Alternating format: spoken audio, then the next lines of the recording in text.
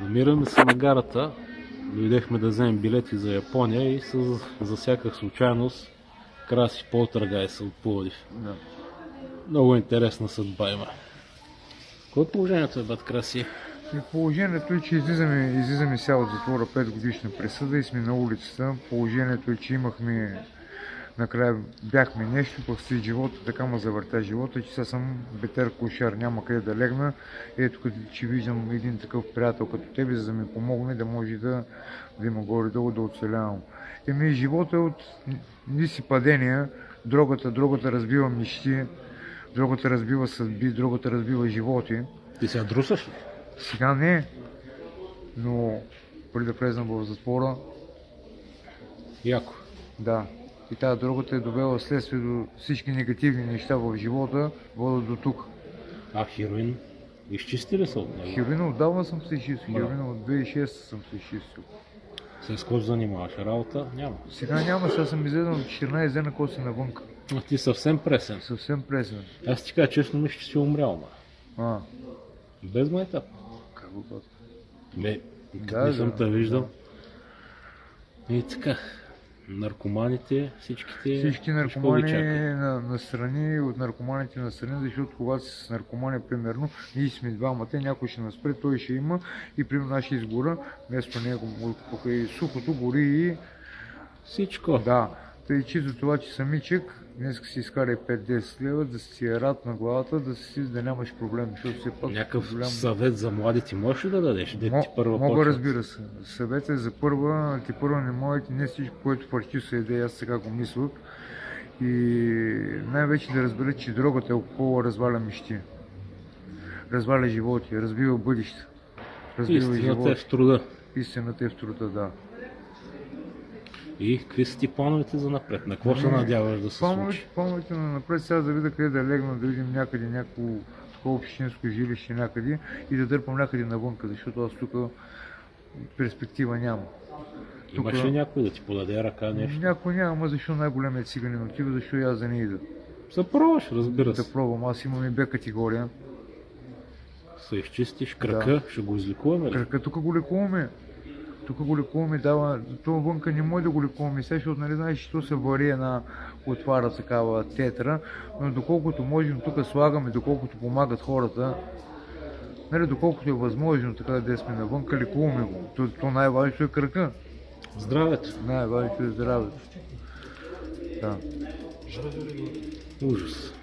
Какво те крепеше в затвора? Крепеше му в затвора надеждите, че съм млад, че имам перспектива, че не съм за тука, че имам потенциал, а лежа за глупости. Това ме крепеше. Крепеше му в затвора надеждите, че лежи за някакви глупости и ни керливи телефони, хората ги имат по 5 и не си заслужава като върнеш равносметката. Крепеше ме за това, че съм бяло момче с потенциал, а не като бели момчета да ме питат как се пише Луна КР.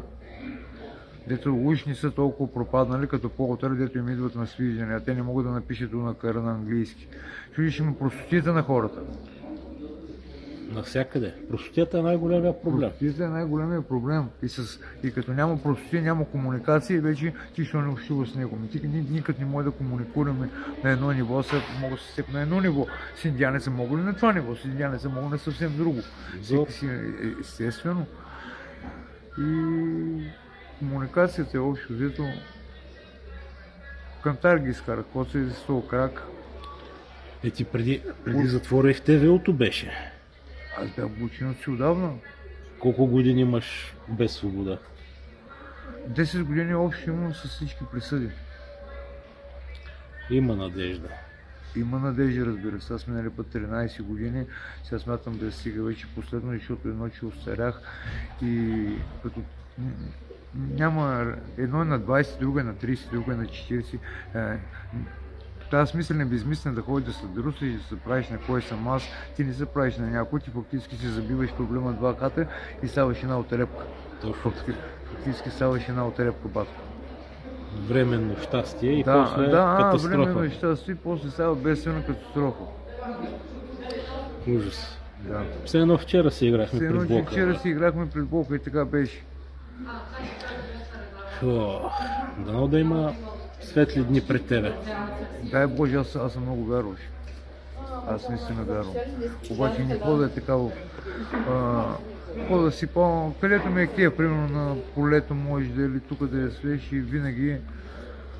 Нали знаеш от нас, от старите, може би ти от майките, знаеш, по-така, по-вярващи сме, по... Вярата трябва да крепи всеки. Ами, без вяра не може, без вяра не може. Любовта, срещал ли си? Любовта съм е срещал, то всеки е срещал, но може би в такива моменти аз искам нека първо да дигна левела, да съм жив и здрав, а пък любовта идва посредствено. Любовта идва посредствено и най-важното е любовта в наркоманките не, защото любовта в наркоманките води до разбит живот, е такъв като моя. Ето такъв живот, да се срещаме на гарата и да се чудиш някой да ти яде 2 лева днеска да се наедеш ли, или да се чудиш откъде си купиш чорапи, или боксери, или да се такова. А тя е жива ли? Тя е жива, тя майка взима парите. Любовта е в едно здраво семейство, в една здрава връзка, това е любовта. Да се изгради. Мисля да пише книга за Кукуригово. Ще напишем. Вместо хора всички ще са животни. Ами това е хубаво като вариант, това го даваме като тема за моя живот. Го продължаваме. Ти ще си част някъде, ще включим от... Аз съм част от героя. От героите, захапани от желязния комар. Да, от героите на живота, как са го завъртяли, как е. Като един дух полтергайст, ще се появиш в някои от главите. Абсолютно така ще куцам.